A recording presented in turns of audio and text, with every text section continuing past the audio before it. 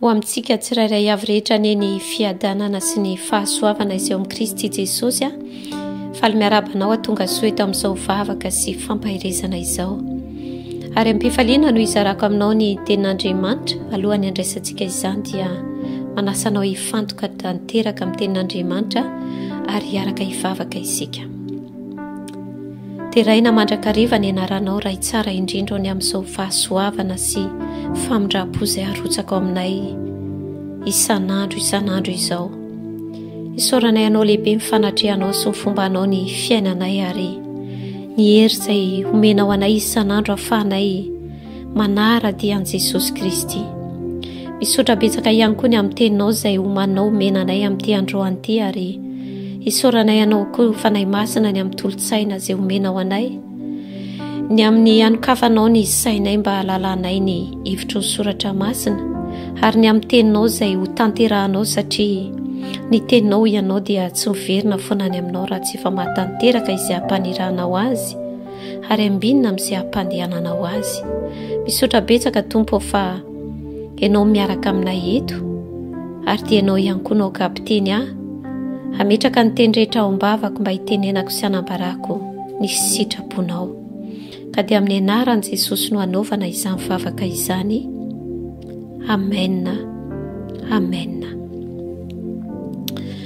amin'ity androany ity dia te hampahery antsika vehivavy manokana ny tompo te hampahery anao manokana Jesosy Kristy ianao izay renim-pianakaviana ianao izay mananjanaka ary te hampafantatra anao Andriamanitra fa ninona izay rehetra fahoriana lalovanao farariana fanaintainana izay na fijaliana ihany koa izay lalovanao renim-pianakaviana dia tadidio tsara fa Jesosy Kristy nefa niteny mombanao mandrakariva ninona izay lalovanao dia miaraka aminao Jesosy na dia tsy takatrao ary izany fa te hampafantatra anao Andriamanitra fa miaraka aminao izy rehefa nolazain'i Jesosy indrao mombanareo mandrakariva dia tanterahiny izany ary raha mbola ho Kristy Jesosy koa ianao dia tadidio fa tsy irery ianao eto amin'izao tontolo izao na dia mety ny olona mandao anao fa ianao dia tsy irery fa lehibe ny mombanao lehibe ny ao anatinao noho ny amin'izao tontolo izao amen atao amin'ny tenin'Andriamanitra Genesis 3:1-20 azafady no vakitsika avetrany faktoy izao amin'ny anaran'i Jesosy hoe ary hoy koa izy tamin'ny vehivavy izany hoe hoy Andriamanitra tamin'ny vehivavy tamin'ny Eva izany habe dia habe ny fahorianao aho indrindra fa raha manananaka ianao ary fahoriana no hiterahanao zanaka ary ny vadinao ny antera ny fanirianao ka izy no hanapaka anao amen habe ny fahorianao aho ozy izy Andriamanitra indrindra fa raha manananaka ianao ary fahoriana no hiterahanao zanaka ary ato amin'ny Timoty voalohany 2:15 dia hoe nefa hovonjena ihany izy amin'ny fiterahan-jaza raha maharitra ny finoana sy ny fitiavana ary ny fahamasinana mba amin'ny fahonoana tena ary farany dia filazantsara no soratany Jaona 2:12 manam-pahoriana ny vehivavy raha miteraka satria tonga ny fotoanany fa rehefa velon-jaza izy dia tsy tsarony intsony ilay fahoriana noho ny fifaliany fa misy zaza nateraka ho ambonin'ny tany amen endry ava-malala tena hoe manam-pahoriana tokoa isika vehivavy raha miteraka tena mahatsiaro izany fangirifiriana fanaintainana tena mahatsiaro izany kanefa hoy ny tenin'Andriamanitra fa rehefa velon-jaza izy dia tsy tsarontsony ilay fahoriana tena marina tokoa izany satria toko hoe raha misy fanaintainana dia andro vitsivitsy ihany no dia mitsahatra izany fa androany Andriamanitra dia tsy resaka antsika fotsiny izany fahoriana izay mandalo eo mpiterahana izany fa hoy Andriamanitra hoe raha manananaka ianao indrindra fa raha manana anaka ianao, izany hoe raha manana zanaka ianao, raha miteraka ianao,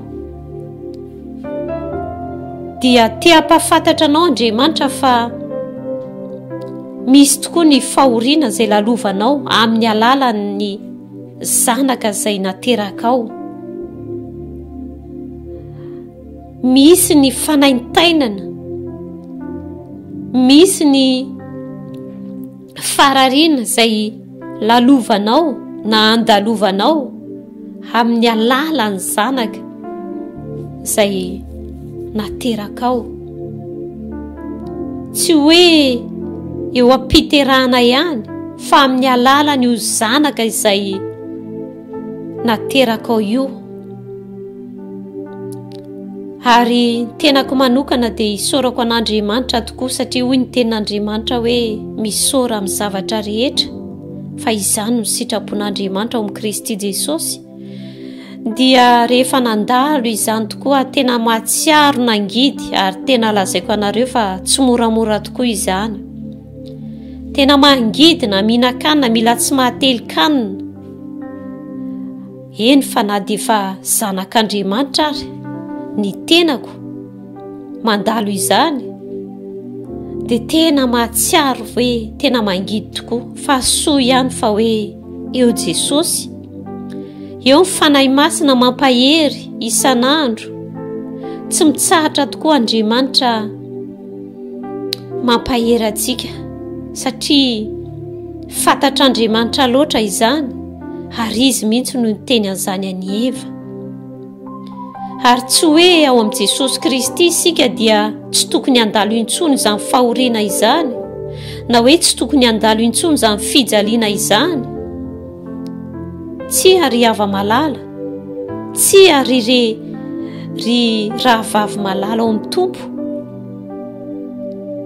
Fa Jesosy ary nefa niteny hoe raha misy tsy mitondra ny azo fijaliany ka tsy manaraka azy dia tsy ho ekena ho mpianany.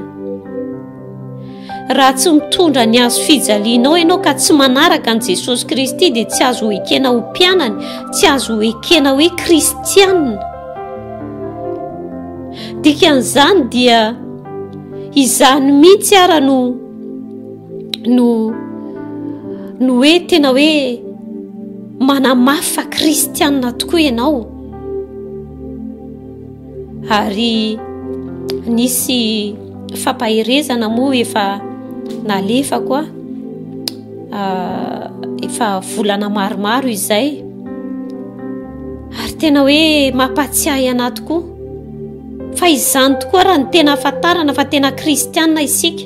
Misy azo fijaliana izay lanjaina tsy moramora ane izany, amin'ny mahazo fijaliana izany dia misy fijaliana. Kanefa izany tsy manambara hoe tsy momba antsika Andriamanitra. Ary matetika isika rehefa mandalo izany fahoriana, fanaintainana izany dia tonga amin'ny fanamelohan-tena, manamelo tena, mametraka fanontaniana fa inona ny nataoko, inona ny nataoko, inona ny tsy nety nataoko. Tadidio tsara fa Jesosy Kristy dia tsy tonga nameloka, tsy tonga hitsara, fa tonga namarina. Ary izany indrindra no antony lehibe izay natongavany teo amin'ny hazo fijaliana. Ary voalaza ny tenin'Andriamanitra raha nefa fony mbola mpanota aza isika dia efa maty hamonjy antsika Kristy. Maika fa hoe fa zanany ianao dia tonga nameloka anao ve izy? Tsy ary hava malala. Ny fanameloana dia tsy avy amin'Andriamanitra, fanameloana dia avy amin'ilay ratsy, avy amin'ilay fahavalo.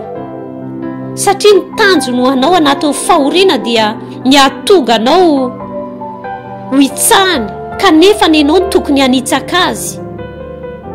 Ny tanjon'Andriamanitra andalovanao fahoriana dia nitrakanao, ny andehananao, ny ahatonga anao manoatra no mpandresy, ny ahatonga anao vehivavy lehibe amin'ny finoana. Amen. Ka nizaniza ianao izay mandalo fahoriana noho ny amin'ny zanakao, satria fahoriana noho ny amin'ny zanaka noho ny amin'ny fiterahana no resahina eto. dia izao nitadidio hoe momba anao Jesosy, miaraka aminao Jesosy. Mahafantatra izy mifanaintainana, mahatsapa izy mifanaintainana, kanefa ny ianao tsy maintsy mandalo amin'izany fa tadidio fa ny fanaintainanao dia tsy ho mandrakizay, ny fijalianao dia tsy ho mandrakizay, fa ireny rehetra ireny dia ho tsapanao atso fa hay natao ireny na hampitombo ny finoanao. Tadidio tsara fa Jesosy Kristy irery ihany no afaka hoe mahamamy ny fangidiana. Amen. Izy irery ihany no afaka hoe mandray atanana sy tena mahalala sy mahafantatra anao, na dia ho tantarainao amin'ny olona etseroa ara ny zavatra mahazo anao dia tadidio tsara fa tsy misy afa-tsy ny hoe mahireza raha vavy, izay ihany no hain'ny olona atao aminao. Fa Jesosy Kristy kosa dia izy no tena mahalala anao, satria ny olombelona dia olombelona tahaka anao, ary na ny olombelona koa dia mba manana klema tahaka anao, mba manana ny azo fijaliana izay hoentiny ihany koa. Ka fomba ahoana moa no ahafahan'ny olona iray mitondra ny hazo fijaliana amonjeny izay olona manana azo fijaliana hafa koa? Tsy misy afa-tsy Jesosy Kristy irery ihany. Ka dia ento eo aminy izay rehetra mety mampanaintaina anao fa izy mahalala anao. Ary tena izany mihitsy ny tanjon'i Jesosy, izany mihitsy ny tena tiany Jesosy hoe manatona iaozy izy nareo izay miasa fatratra sy mahavisatr'entana, nareo izay manam-pahoriana, nareo izay mahatsiaro fanaintainana, ary tena hoe tsapan'i Jesosy Kristy tokoa izany.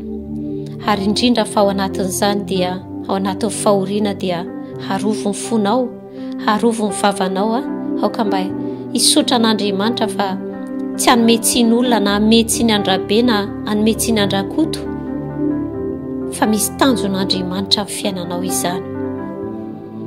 Ka voninahitra ny eo an'i Jesosy Kristy irery ihany fa hoy ny tenin'Andriamanitra hoentina hamaranana anazy dia hoe eo amin'ny Timoty 1:2, nefa hovonjena ihany izy amin'ny fiterahan-jaza raha maharitra ny finoana sy ny fitiavana ary ny fahamasinana mba miny fahonoana tena. Tehirizo amin'ny fahamasinana, tehirizo amin'ny finoana, amin'ny fitiavana mandrakariva. Aseho mandrakariva izany fitiavana izany fa ny fiterahan-jaza no entin'Andriamanitra hamonjena anao. Amen. Ary dikan'izany dia hoe ny fanananao zanaka io dia tena hoe tanjon'Andriamanitra lehibe hamonjena anao. Voninahitra ny eo azy irery ny fanahy masina ny hampianatra sy hanazava mandrakariva ny saintsika mba hatakarantsika izany. Misaotra Jesosy io ny amin'ny fanatrehanao eto, ny amin'ny fampahirezana izay entinao amin'ny tsirairay avy rehetra aminay renim-pianakaviana, ho anay izay tsirairay avy rehetra Tompo, eny samy manana ny fanaintainana sy ny fijaliany ny tsirairay avy amin'ny alalan'ny zanaka izay hoe ny zanakay izany, ary tena fantatrao sy tsy misy miafina aminao na dia kely akory ary. Ka dia amin'ity andro an'ity Jesosy dia tena aoka mba hitraka izay rehetra mety mitanondrika ka hanohy izy ny diany, izay rehetra mety efa nijanona mihitsy ary Andriamanitra amin'ny lalana izay nalehany dia omeo hery izy ahafahany mandroso indray. Aoka tsy hijery izy ny halebiaza ny fanaintainana na ny fijaliana na ny fahoriana amin'izao fotoana izao, fa hijery an'Andriamanitra lehibe, hijery an' Jesosy Kristy izay efa nahavita izany fandresena izany sy efa nanome azy ny fandresena ka nahatonga azy manoatra no mpandresy. Ka dia aoka ianao Jesosy ny hampahery azy manokana ary hanafiery azy amin'izao fotoana izao, ka ary ihany koa hanavoany sainy mba hiova ny fomba fijeriny ka hatoky anao izy. Amin'ny anaran'i Jesosy no hanaovana izany vavaka izany. Amen.